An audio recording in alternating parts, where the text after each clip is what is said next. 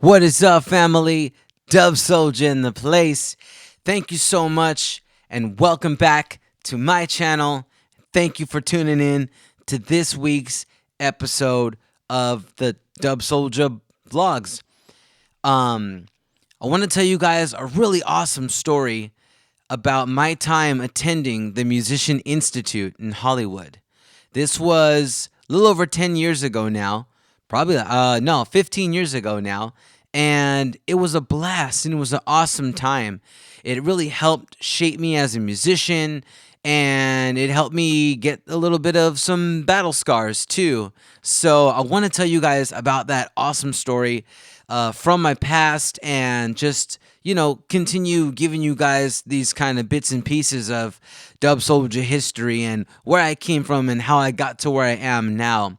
And then continuing after that, we'll give you the stories that we got going forward. But before we get into that crazy story, I want to tell you guys about the cool shows I had this weekend.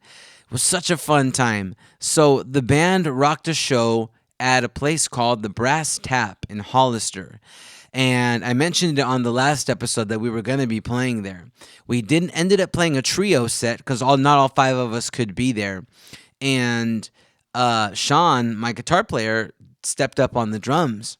So we played a trio set, myself, Sean, and Sophie. And then my good friend Safa from the band The Baytals came out and he played the djembe and sang some songs with us too, which was awesome time. So Sean plays the drums, and according to him, first instrument that he was playing, or when he started out playing music, and he doesn't really play the drums like that for 3 hours, like Chris can. So he was his arms were on fire, y'all. His arms were on fire like after set one, dude. I was like, we got two more sets. So it was pretty funny, but he was having a good time. It sounded awesome. We played mostly cover songs and the crowd loved it. We played Bad Fish and What I Got. You know what I mean? Just kind of the stir it up. We did, our friend Marissa came up and she sang Three Little Birds. It was awesome. We had a great time. The crowd loved it. The place wants us back. So, yeah, big up to the Brass Tap, Nader, out there. If you're seeing this, the owner of the place, he's a good dude. Yeah, man, he really liked it. So we definitely are going to be back there eventually. We're going to book again in a couple of months probably, so we can give you guys a little time to want to come out and see us again. But man, what a good time. And then the next day on Saturday, we went and played for What's Grubbin' Salinas. It was on Market Street over at the train depot in the parking lot there. It was awesome, man. So many food trucks. I think it was like 20 food trucks out there. So many things to choose from.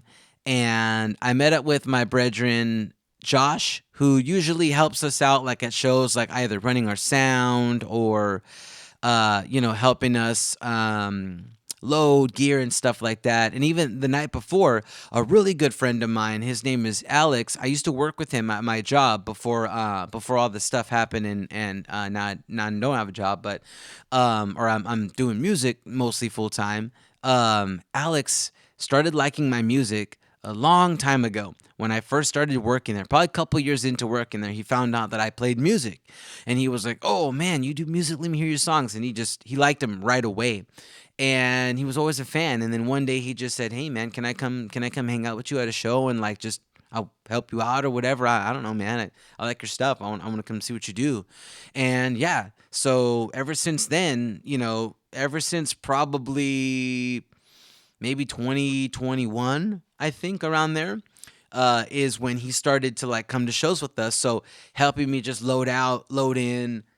He would sell merch for us and just kind of just all around be like a helper, a roadie. And he's awesome. He's a really good dude.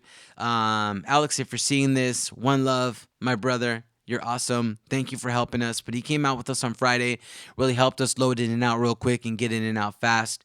And then on Saturday, Josh, I met up with him there, and we didn't have to take a sound system or anything this time. So it was just, my guitar, my amp, and, a couple things, nothing too crazy. But we walked around and I had my camera with me, my ZVE-10 you're watching me on right now. I had my camera with me, and I was filming the food trucks and grabbing grub. So I ate these vegan tacos. If you are in the 831, you need to find out where Fredo's Vegan Tacos is going to be at, and you need to have some. They are the best vegan tacos I have ever had, ever, in any place I've ever eaten a vegan taco, like a taco that they make try vegan style. Because, see, I've had like cauliflower taco. I've had that sofrito stuff from Chipotle. What else? I mean, just that, I don't know how you say it. I say sation, but that kind of uh ground meat substitute stuff. I've tried tempeh in a taco, all kinds of different stuff, man. And like, these guys have it correct. The pastor is off the chain. I got pastor. I got and there was I think it was green, some kind green asada. It was like green asada or something like that. It was, oh my god, it was amazing. Anyway, Fredo's vegan tacos, super bomb. I could rave and rant about them all day. I'm gonna go find them later and go grab some because holy macaroni, that was good. But man, it was such a good treat to walk around and see fam and friends and see people recognize us. Hey man, you playing later? Yeah, we're gonna be rocking later. Come out, come back out. Stick around. But man, it was such a poppin' thing. The lines were so long for every truck. Man, it was wild, and they ran out of food like. Probably, I mean, it went till 9 o'clock, and probably at like 7, they were like, "Yo, some of the trucks was running out of food already." It was a poppin' day, dude. But I got a lot of footage on the camera. I just walked around it once, really, and just kind of get the vibes for some social media stuff. I'll post a little bit about that here. I also got to see one of the bands that was playing before us. They were called Paper Hearts. They're very, very awesome band. They're like indie rock vibes, but they were doing like a Bruno Mars cover here and there, and it just sounded so good. I like their vibes a lot. I heard that they're like kind of a newer band, I think, but they play at the Bearded Bean downtown Salinas a lot. So if you have a chance, check that band out, Paper Hearts. They were really, really good. We did have a little issues with the sound system that were kind of fixed up. I mean, I had my own mic, so when I saw some things, I came up and I just, we plugged our own mics in. We mic'd up our own kit. So we could sound good. And thank you to our brethren Josh for, cluing in the sound man, letting them know what was up so that we could do our thing. And then, yeah, but it was a great time. I'm really happy we did it. What's Grubbin' Salinas? Thank you for having us out. Big love and respect. Thank you, Josh, for rocking with us every single time. Big up to the band for always doing a solid, and my friends and family for sticking around until the nighttime in the cold to watch us play music. You guys are awesome. So, all right.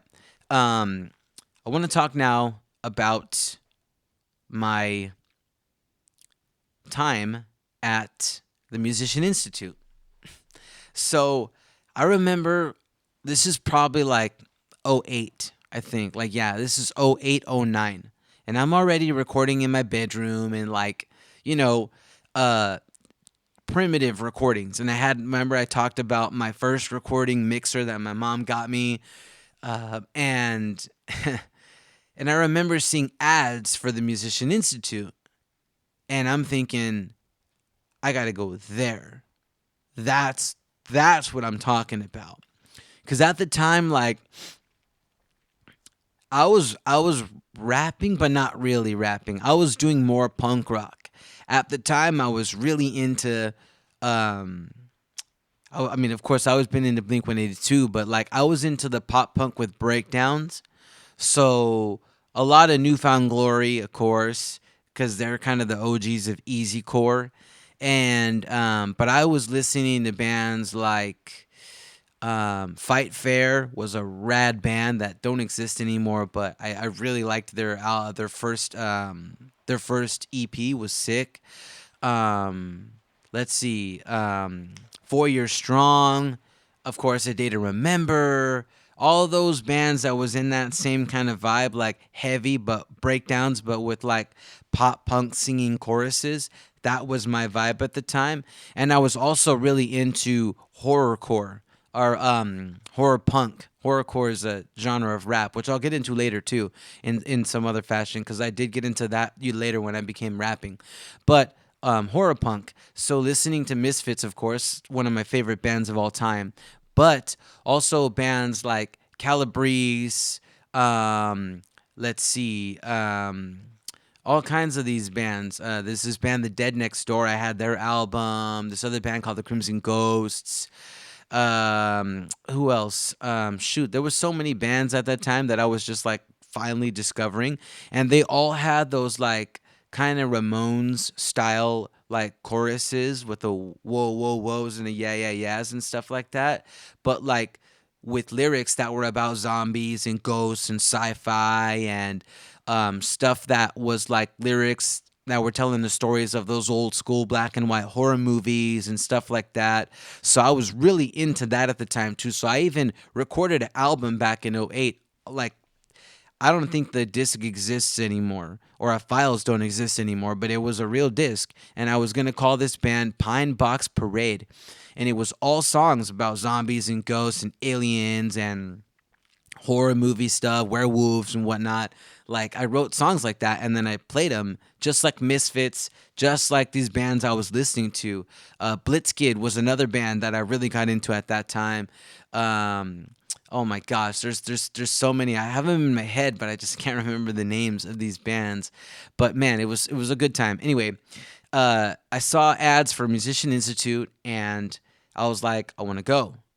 And mom was like, no way, dude. That's way expensive. But I straight up was like, I want to go to this school. I want to go. And at the time, so just kind of a little bit more personal, my mom and my stepdad, who raised me, divorced a couple of years before that. And I still kind of had a relationship with that guy. So he had an apartment for me to stay in. He was like, hey, you can come down here and just stay in this apartment. And it was free, honestly, because his dad, my at the time, my grandpa Joe, his dad owned the apartment complex. And I basically got to stay there for free as long as I cut the grass and watered the grass and the palm plants around the building to make it look nice. As long as I did some stuff like that, kind of maintenance upkeep, I could live there for free. So I took that offer, but I was so far away from Hollywood that I didn't go to MI right away. I went to Citrus College in Glendora because I was living in Pomona at the time, and I was going to Citrus College in Glendora. This is right next to Azusa Pacific University, and it was a good experience. It was your average community college, but the thing is, it wasn't fulfilling to me. I wanted to play music. I wanted to actually like record songs. I want to learn how to do that. So I had that same old recording machine. I finally bought. Hold on a sec. Check this out. Another piece of dub history right here. This is the first beat machine I ever got. This Akai Professional XR20. So this I made some of my first ever beats on. And even before this, y'all, I had an app on my phone that gave me 2 bars of recording time. And those 2 bars of recording time I made beats on, and then I would loop that beat for 3 minutes. Then I had a keyboard that I couldn't direct in or anything like that. So the keyboard just had a speaker on it. I would take my mic up to the speaker of the keyboard, and I would just play the melody or whatever chords for the 3 minutes of time that I had the beat looped for. And then I would record my rap over it. And sometimes I would record my rap first, and then I would build a beat over it just to vary it up. But that's how I started to do that. And then I would do the same thing with these beats. I started to record the beats in here, and this gave me 4 bars of time to record instead of just 2. So I was able to do a little bit more, and it gave me an A and a B. So I could record 4 on A and 4 on B and switch back and forth and do like a verse and a chorus. So that's how I started making my beats. And I remember making a couple of rap beats for the first time because I had already been doing hella metal stuff. And I started a little project called the Daniel Arroyo Project. And I actually did a whole like 10 tracks worth of that like pop punk with breakdowns kind of stuff, right?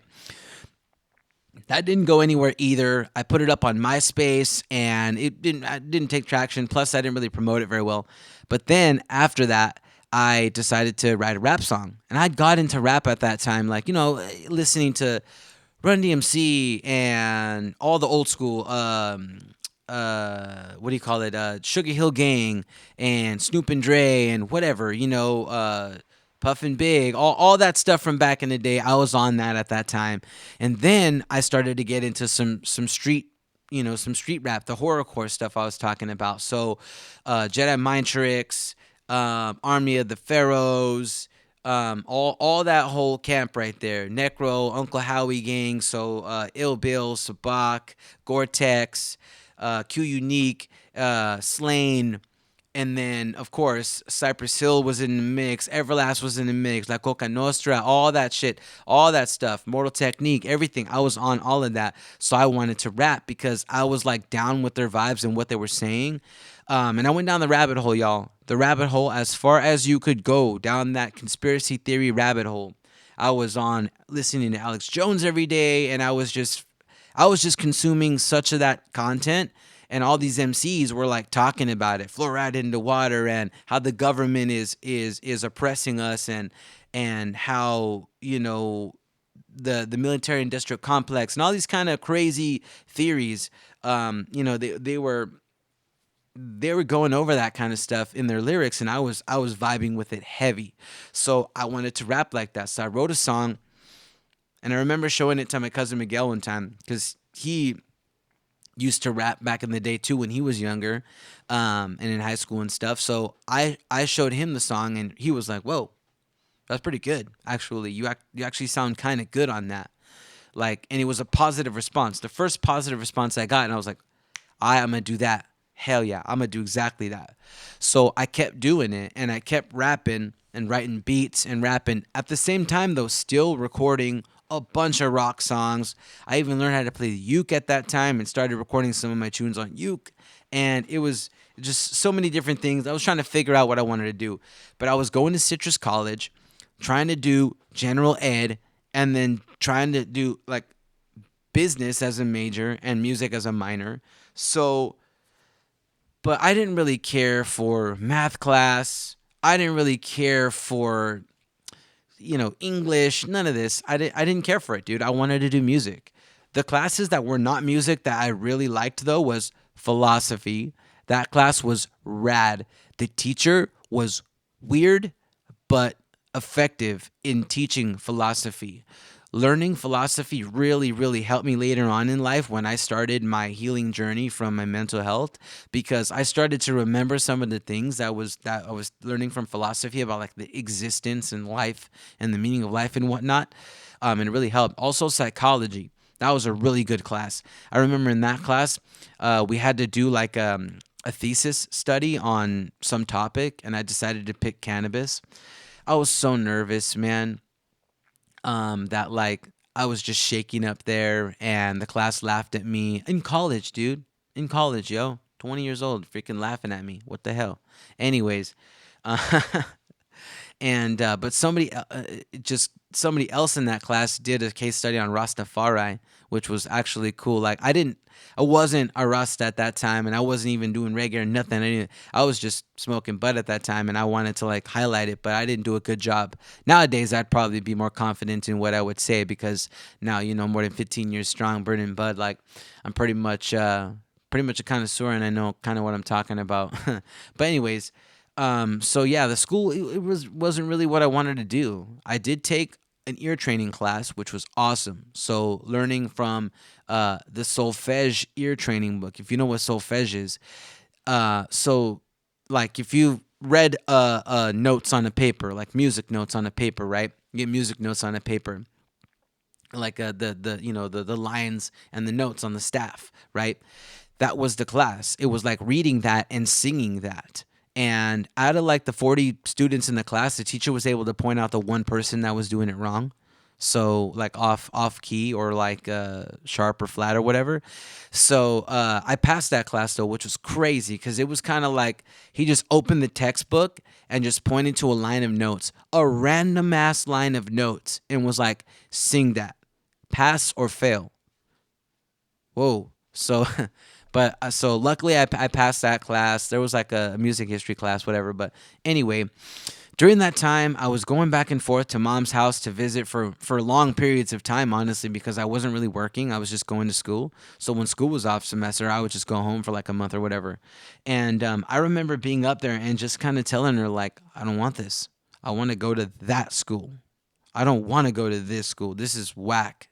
I want to learn how to make beats and I want to rap. And she kind of bent and was like, all right, cool. I had to cry, honestly. To be super honest with you, like it was so in me. I was like, I want to do this. This is my life. This shit is running in my damn blood. I want to do this. Let me do this. If it doesn't work, cool. But let me figure that out, right? And so I signed up. We went for a orientation, and man, and this is no shade on MI or the teachers or anything, but man, do they make you drink the Kool-Aid, bro. They make you drink the Kool-Aid. You walk through there and there's pictures on the in the lobby, pictures in the lobby of like and through the hallways of people who were on tour with so and so, backing guitar or drum for so and so, or tech for so and so, or went on tour with this or that. And it was just like, oh, I want to do that. That's badass. That's cool. They show you this rad studio. And then we went into this room and got like a quick talk from one of the professors. He was a songwriting professor. His name was Michael Anderson. Now, this guy, he was cool. He was like kind of mysterious, I think. I felt like he was a little mysterious. But he was a cool dude. He had a hit song in the 1980s, a country song called Maybe It Was Memphis. And he wrote the song. It was his tune. But it didn't really blow up till later, till someone else re-recorded it later, updated it, and then it even got more traction. I think like American Idol or Voice or something like that. Somebody sang it on there too. And then, but this guy was the songwriting teacher, so he actually busted out his Telecaster and played it for us right there in the orientation. And then outdoors, we got to see like a lot of what was going on. There was like tents and stuff where you could kind of get brochures and stuff from the different, like what the different classes were and all that kind of stuff. So I ended up going into the independent artist program. And that was basically learning how to record, learning music business, learning songwriting, and learning marketing and some other in betweens. And so I remember, so Michael Anderson, I had a class with him. I had a class, and that was like songwriting. So it was like writing songs, like not lyrics, but more like structure and vibes. So we would have to come with a song that we pre-wrote and present it to the class and perform it in front of the class. Like there was a stage in front of the room. Perform it for the class, and then get feedback in real time. So like I remember performing one of my first songs to the classroom. It was called "Stuck in My Head," and it was kind of a song where I was like making references to music, but it all sounded like I was talking to a girl or talking about a girl. And it was awesome. And one of the old music videos that aren't up anymore, but I have it locked into files from back in the day when I first started filming videos and stuff. So I performed that and I remember some of the class like bopping their head to it because it was kind of a fun, upbeat kind of vibe. And that made me think like, all right, I'm onto something. And the next time I went in, I performed the next song I did. And that was my real vibes. It was a song called Police State. And it was like heavy, super heavy. And like I had some lyric in there where it was like, get on the ground, hands behind your back. Something crazy like that, where it sounded like a cop was talking and stuff through like a megaphone, a bullhorn, and And yes, and the crowd was the the classroom was like, "Whoa, dude, that was crazy heavy," but they liked it, and the teacher was like, "Yo, all right, well, put me in, dang." The teacher loved it. So I think that really made me think, okay, I'm gonna do this then. And after that, another teacher that I worked with, his name was Bobby Borg, and he was the drummer for the band Warrant. If you know them from the 80s and the 90s, he played with them on one, maybe two albums, played for a couple tour cycles and stuff like that, but he was a member of the band back in the day. And he was the music business teacher. He wrote the textbook, Music Marketing for DIY Musicians, Music Business for DIY Musicians. And then also, I have one called Music Finance for DIY musicians. And so I got to learn from him music business tips and marketing tips and stuff like that.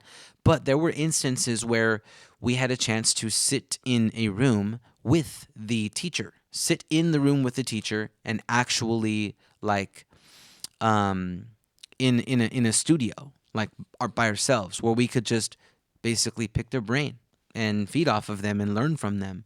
I also there was another guy, something Weinstein. Shoot, I forget his first name, something Weinstein. But he was I got a chance to sit in one of the rooms with him, and I remember I played him one of my beats, and I played him the song, and he goes, "This is good, but I'm hearing something on this." So he starts playing the piano over it, and he does something to it, and he goes, "What do you think about that?"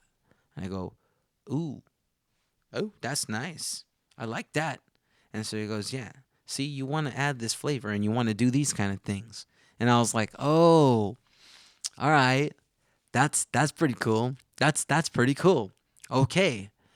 And then I just wanted that all the time because I wanted to learn and soak up their information. Sitting with Bobby was awesome because me and Bobby Borg, like he was a musician, a drummer, but like we sat and mostly and talked about a bunch of random stuff, politics, religion, and whatnot. We just politicked on that kind of stuff, and it gave me fuel for writing tunes and lyrics. But I also showed him songs, and it was like, "Whoa, those are tough, bro. Wow, man, good job, dude. Keep going." And it really helped me learning from these folks. Lyric writing class, songwriting class. One of the teachers that I had was a guy that actually wrote songs that went on to be songs for Alicia Keys and Beyonce and stuff like that. So, such an amazing experience.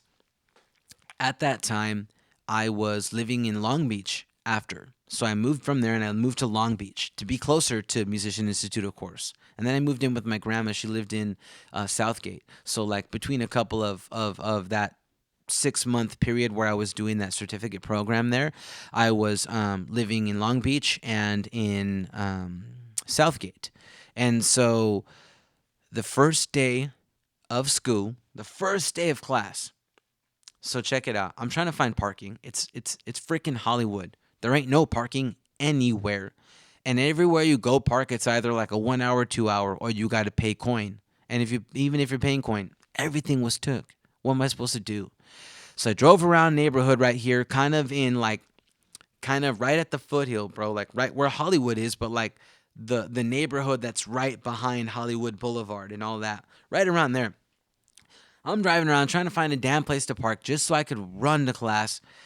Finally find a place, and it looks like there's just enough room, right? So there's a pole. It's like this, right? There's a sign on the pole that says, "This way is for tour bus parking. This way is not."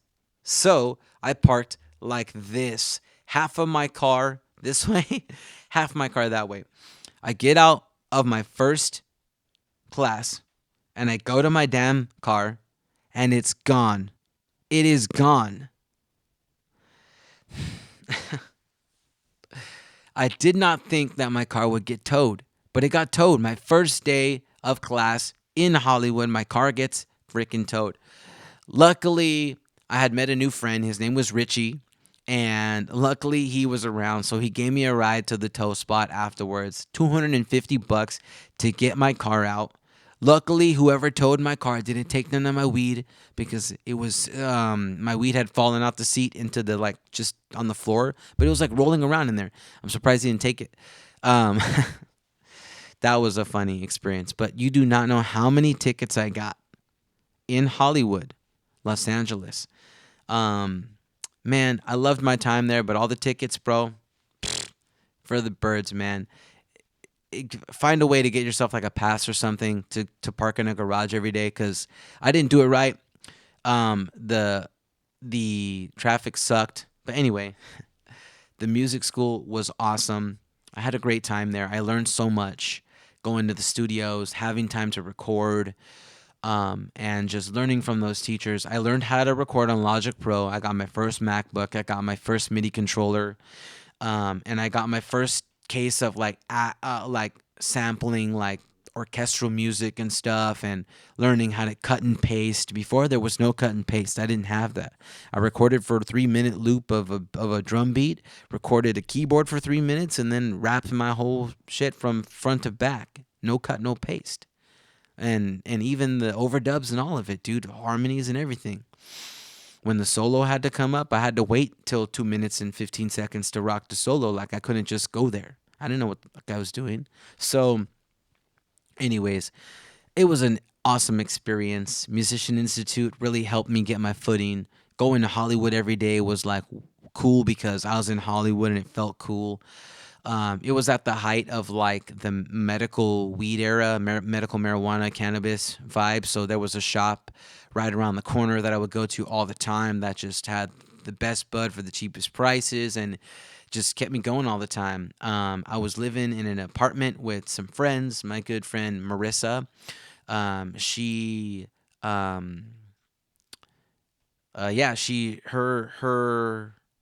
her mom and also the other girls in the house, Jacqueline and Adriana, their mom were friends with my mom back in the day, like way back. So they got me a room there, and I was sharing a room with Marissa. And so I was going to school, sharing a room with her, and we would smoke bud all the time and just listen to reggae music. And she drove me around Long Beach and Fullerton to show me her friends. And, I started to hang out with other people when I didn't really know anybody at the time.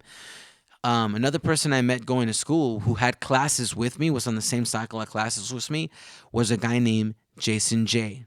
If you guys don't know who Jason J is, he is a rockin' artist who comes from Guam, and he was venturing out to LA to do exactly what I was trying to do, become a musician, man. And dude is cool, man. His music is awesome. I love Jason's music. I've loved it since the beginning. That song you have from back in the day, Stranded, was really cool. I think it's called Stranded. And the old group Mighty Mellow Massive. If you guys remember Mighty Mellow Massive at all from around LA area back in like 2011, 2012, maybe 2013, around that time. Yeah, they were rocking, dude. They played a couple of local bars around the area in Hollywood, and it was cool, man. I remember they even got to perform at the graduation ceremony for the Musician Institute, which was cool. So yeah, man, it's just such a good time. And Jason J eventually went on to actually perform. I remember the first time I saw him performing Crazywood was Seedless at California Roots, and then he backed Hyrie on guitar for a couple of tours. He's even on that album where they re-recorded Bradley Knoll music or Sublime music for Bradley's house. He's on that Saw Red version with Hyrie, so it's cool. I had a great time at that school. Unfortunately, I never got my certificate. I was one half of a credit short from graduating, actually. They let me walk, but I never actually got a certificate. But the knowledge that I gained from going to that school was awesome, because ever since then it's just been kind of up. Sometimes I plateau, right, for a little while, and then you figure things out and you start climbing up and up and you keep going. And I think we are on our way up. I've learned so much, and it was such an amazing experience being out there at that school. So the final project was an album or an EP, a music video, a website, a whole marketing plan with like a SWOT analysis and SMART goals and all that stuff. And all of that, you had to have all of that together as one. And it was like a final project. Like you had to basically have a whole full on EPK. Drop that, right? And yeah, I passed. I definitely passed, and I got it all. But the record was called "The Oncoming Storm." The front cover of it was like police and riot gear, and it said "Oncoming Storm." And at the time, my name was Symphony Underground, so it said Symphony, and it had like a crazy looking peace sign. And inside of it, it had the snake, "Don't tread on me," and so it's yeah. It was a great time. Um, Man, such a memory, such a memory. That album was so crazy. The songs I had on it were so crazy. I'm not really sure. I'm not really 100% sure um, where those files are, honestly. But man, what a time! What a time it was for me. You know, it was such a good time, and I wouldn't have traded any of that time for the world. I was going through some stuff mentally at that time, I think, and I wasn't 100% there. So I think that's why I didn't pursue it very much after that. I was still a shy, really timid, and I remember seeing like people like Jason J, rocking the stage and stuff, and I just felt like, man, I'm so like I'm not that. That's not me, man. Of course, y'all can see me on stage now, and it's been a vibe. It's been a vibe ever since. I'm so happy I did that and went to that school. It really helped me learn a lot, and I'm so grateful for the teachings from those professors and my time there, and my friends that supported me at that time, my mom for supporting me, and my dad for supporting me. Thank you so much. Um, and I wouldn't have been able to go to that school if it wasn't for my mom believing in what I was doing and kind of just letting me figure it out, honestly. Because when I moved out, I had $100 in my back pocket and I did not know what I was gonna do. Um, but now I'm here and I'm rocking and rolling, man, and we're not stopping anytime soon. So that is today's episode, fam. That is the story I wanted to tell. The awesome time that I had at the Musician Institute and the time that I had in Southern California before actually moving back home to my mom's house. And I've been here up north or in the Central Coast for now 10 years, 11 years. It's been a wild ride the whole time, but I'm so grateful. Once again, follow all of our social media pages: rebel.i.media, dub_souljah, ital studios 42. And once again, I will say to you, peace and love. Thanks and praises to the Most High. We'll see you next time.